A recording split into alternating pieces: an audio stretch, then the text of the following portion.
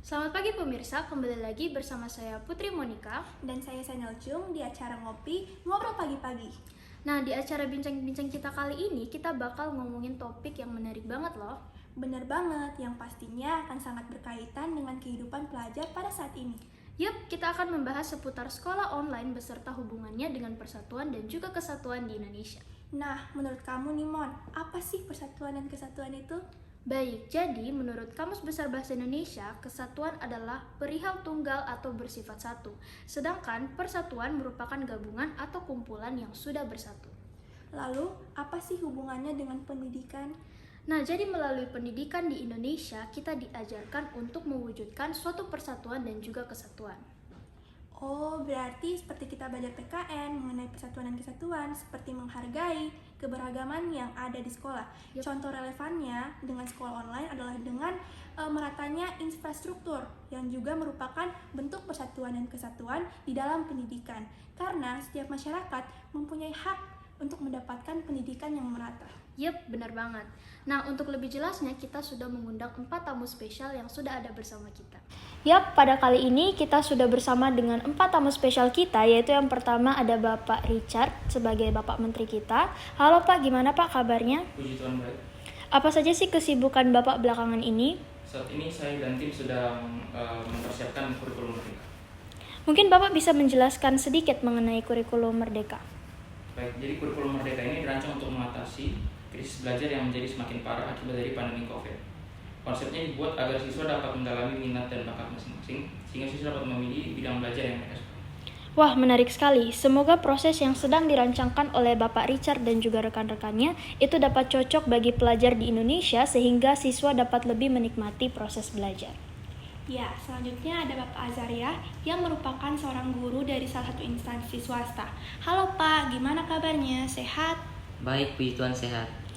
Baik, selanjutnya ada Ibu Lady beserta anaknya Nicole yang merupakan seorang siswi dari salah satu instansi swasta. Halo Bu dan adik Nicole, bagaimana kabarnya? Puji Tuhan, saya baik. Puji Tuhan, baik Kak. Baik, langsung saja kita ke pertanyaan pertama. Nah, saya mau bertanya nih kepada Bapak Menteri. Bisakah Bapak menjelaskan pengertian Negara Kesatuan Republik Indonesia beserta landasan hukumnya? Baik, jadi negara kesatuan merupakan bentuk negara yang sifatnya tunggal dan tidak tersusun dari beberapa negara yang memiliki kedaulatannya masing-masing, tidak terbagi dan kewenangannya berada pada pemerintah pusat. Terdapat pada UUD NRI tahun 1945 pasal 1 ayat 1 berbunyi negara Indonesia ialah negara kesatuan dan berbentuk republik. Dan kemudian pada UUD 1945 pasal 31 ayat 1 setiap warga negara berhak mendapatkan pendidikan. Baik, selanjutnya saya mau bertanya kepada Bapak Arya. Menurut Bapak, apa itu semangat dan komitmen persatuan dalam konteks NKRI? Jadi, semangat dan komitmen persatuan adalah keterikatan dengan penuh tanggung jawab untuk setia dan menumbuhkan kesadaran diri sebagai bangsa Indonesia. Apalagi sebagai guru, kita harus bertanggung jawab dalam mengajar dan membuat para murid mengerti dengan apa yang kita ajarkan. Baik, selain itu menurut Bapak, mengapa kita perlu menunjukkan semangat dan komitmen persatuan? Nah, semangat dan komitmen diperlukan untuk menumbuhkan perilaku semangat bekerja dan belajar, sehingga murid juga bisa menjadi semangat untuk belajar ketika melihat para guru sangat semangat dalam bekerja. Baik, saya kembali kepada Bapak Menteri. Apa saja program yang sudah Bapak jalankan yang dapat menunjukkan sikap semangat dan komitmen persatuan kebangsaan melalui bidang pekerjaan yang ditekuni? Salah satunya tadi adalah kurikulum Merdeka belajar, kemudian mengacu kepada kondisi sekarang, prinsip kebijakan pendidikan di masa pandemi COVID-19 adalah dengan mengutamakan kesehatan keselamatan peserta didik. Pemerintah memutuskan pada daerah zona merah dan kuning akan melaksanakan pembelajaran daring. Untuk mendukung terjadinya pemerataan agar seluruh perangkat sekolah dapat melaksanakan pekerjaannya secara daring dengan benar, kami membagikan kuota gratis kepada mahasiswa untuk dapat melaksanakan pembelajaran daring. Dan kami juga mempercepat proses pemerataan infrastruktur di pelosok-pelosok agar mendukung pembelajaran daring. Selain itu juga peraturan mengenai vaksinasi di mana setiap siswa-siswi yang berusia di bawah 12 tahun wajib divaksin. Dan karena sekarang sudah banyak yang divaksin dan kasusnya sudah cukup menurun, sekolah-sekolah sudah mulai tatap muka secara full, namun tetapi tetap harus melaksanakan protokol kesehatan seperti mencuci tangan dan menggunakan masker. Baik, selanjutnya saya ingin kembali bertanya kepada Bapak Arya. Sebagai seorang guru nih Pak, apa saja sih tantangan yang dirasakan dalam menjunjung tinggi semangat dan komitmen persatuan kebangsaan, terkhususnya di masa pandemi? Tentu terdapat banyak tantangan, salah satunya adalah koneksi internet yang terkadang kurang stabil, sehingga terkadang proses belajar mengajar secara online cukup terhambat dan terdapat materi-materi yang seharusnya sudah diselesaikan namun menjadi tertunda. Tetapi saya sebagai guru harus terus berusaha agar murid dapat menerima materi kami dengan baik. Saya juga ingin mendengar pendapat dari Ibu Lady nih. Kalau dari Ibu sendiri bagaimana? Mungkin kalau saya sebagai orang tua sendiri, saya melihat persatuan dan kesatuan kebangsaan Indonesia ini dari kehidupan saya sehari-hari dan dari kehidupan lingkungan anak saya, misalnya di sekolah ataupun di lingkungan rumah. Nah, tapi menurut saya persatuan dan kesatuan di lingkungan kami itu mungkin belum mungkin bisa dibilang perlahan mulai memudar dikarenakan globalisasi yang membawa budaya masuk dari luar, sehingga lingkungan kami ini terkontaminasi dengan adanya budaya-budaya yang masuk, sehingga persatuan dan kesatuan itu tidak tercapai dan tidak terjaga. Mungkin apalagi ditambah masa pandemi seperti ini, segala sesuatu menjadi terbatas, sehingga bersosialisasi dan juga beradaptasi dengan lingkungan sekitar itu menjadi terhambat. Menurut saya. Baik, selanjutnya saya ingin bertanya kepada adik Nicole. Mungkin adik Nicole bisa menjelaskan bagaimana proses kegiatan belajar adik di sekolah. Untuk sekarang sudah lebih membaik ya Kak, soalnya sekolah saya juga sudah kembali belajar full offline, namun protokol kesehatan juga masih dijalankan.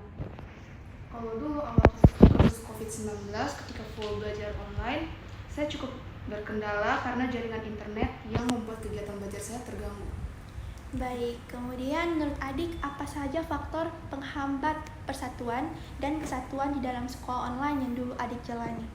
Menurut saya faktor yang menjadi penghambat persatuan dan kesatuan dalam masa sekolah online adalah adanya salah paham pendapat atau selisih pendapat, terus mengabaikan diskusi saat mengerjakan tugas bersama teman, mengharapkan contekan dari teman saat sedang ujian, dan yang terakhir tidak menghargai pendapat teman dan juga memilih-milih teman pergaulan. Baik, sebaliknya apa sih faktor pendorong persatuan dan kesatuan? Untuk faktor pendorong persatuan dan kesatuan dalam masa sekolah online adalah yang pertama, tolong-menolong dalam mengerjakan tugas kelompok, yang kedua, menghargai pendapat teman saat teman berpendapat, dan yang ketiga, melakukan diskusi yang baik melalui telepon, dan yang terakhir, tidak membeda-bedakan teman. Baik, kemudian saya ingin bertanya kepada Bapak Menteri, apa saja langkah yang telah Bapak ambil agar terjadinya persatuan dan kesatuan di dalam sekolah online? Baik, langkah yang pemerintah ambil adalah dengan membagikan kuota gratis kepada anak-anak pelajar agar memudahkan mereka dalam belajar daring. Dan kami juga telah membangun infrastruktur di daerah-daerah terpencil agar guru dan murid dapat menjalankan peran mereka masing-masing dengan baik. Nah, dari upaya yang telah dikerahkan oleh Bapak Menteri, apakah adik Nicole setuju dengan dengan dampak yang dirasakan? Ya, saya setuju karena dapat memudahkan para pelajar, terkhususnya saya, dalam melaksanakan pembelajaran secara online atau daring. Selanjutnya kepada Pak Arya, bagaimana tanggapannya mengenai upaya yang telah dilakukan pemerintah? Saya pribadi setuju karena dengan upaya tersebut kami para pengajar juga dimudahkan. Baiklah, kepada Ibu Lady, menurut Ibu, apakah peran pemerintah sudah mendukung persatuan dalam bidang pendidikan? Kalau menurut saya sendiri mungkin belum terlalu mendukung, karena belum sepenuhnya mendukung, karena ketika kita lihat masih banyak anak-anak yang seperti di lampu merah belum mendapatkan pendidikan secara merata sampai ke pelosok-pelosok, sehingga mungkin itu dikarenakan juga karena keadaan finansialnya yang tidak mendukung. Tapi mungkin pemerintah sendiri harus lebih fokus, harus lebih memperhatikan anak-anak tersebut sehingga pendidikan itu bisa terluas dan bisa terbagi secara merata. Baik, kepada Bapak Menteri saya persilakan, mungkin ada tanggapan mengenai apa yang telah disampaikan oleh Ibu Lady. Nah, terkait hal itu, kami juga sudah mengadakan bantuan sosial kepada anak sekolah dengan modal menyertakan KTP ataupun kartu keluarga serta berbagai bentuk bantuan dana lainnya. Baik, berarti pemerintah sudah berusaha semaksimal mungkin nih untuk mewujudkan persatuan dan kesatuan dalam pendidikan. Nah, sebagai pelajar Kristen, menurut adik Nicole, apa yang dapat dilakukan dalam menjaga kesatuan NKRI? Baik, sebagai pelajar Kristen, saya harus menjadi garam dan terang bagi sesama dalam konteks menjaga dan menjunjung tinggi semangat persatuan dan kesatuan di dalam kehidupan sehari-hari. Contoh relevannya ialah rukun dan saling menghargai kakak adik dan orang tua serta seluruh orang-orang yang ada di rumah. Hal itu dapat dilakukan untuk menjaga kerukunan dan kesatuan dalam sebuah keluarga. Kemudian dalam lingkungan sekolah, menjaga kesatuan NKRI adalah saling mengasihi, tidak memandang rendah orang lain, saling tolong-menolong, dan tidak membeda-bedakan suku, ras, maupun agama. Selain itu, penerapannya dalam sekolah secara daring adalah tidak cepat menghakimi orang lain dari tindakan yang terjadi ketika kelas online berlangsung, seperti misalnya ada teman yang ditanya guru, tetapi dia tidak merespon. Kita jangan cepat berprasangka buruk. Selain itu, apabila ada teman yang kesulitan saat sekolah online, kita harus saling membantu semampu kita. Baiklah, menurut Ibu Lady sebagai orang tua nih, di dalam keluarga dan anggota masyarakat, apa peran yang dilakukan untuk menjaga kesatuan NKRI? Kalau dari saya sendiri sebagai orang tua, pastinya saya harus selalu mendampingi anak saya dalam proses belajarnya serta memfasilitasi dia, sehingga segala sesuatunya itu boleh berjalan dengan lancar, kegiatan belajarnya ataupun bersosialisasinya dengan masyarakat umum lainnya. Pastinya kita sebagai masyarakat itu harus saling menghargai keberagaman yang ada, sehingga di lingkungan sekitar itu tercipta kesatuan dan persatuan.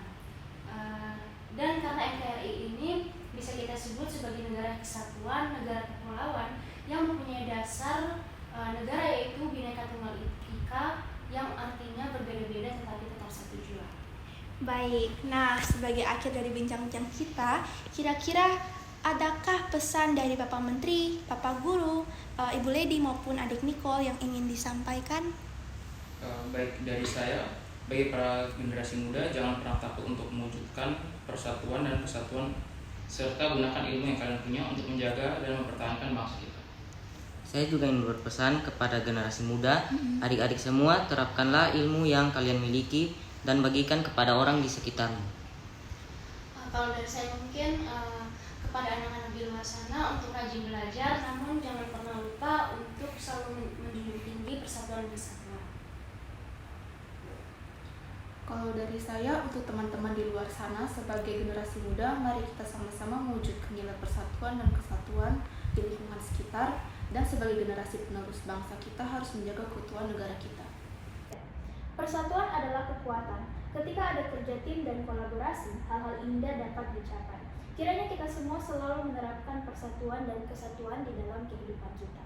Baik, sekian dari bincang-bincang kita pada pagi hari ini. Saya mengucapkan terima kasih banyak kepada Bapak Menteri kita, yaitu Pak Richard, kemudian Pak Azaria, Ibu Lady, dan juga adik Nicole yang sudah bersedia sama-sama berbagi pendapat dalam pertemuan kita hari ini. Sekian ngopi kita, semoga bermanfaat dan sampai jumpa.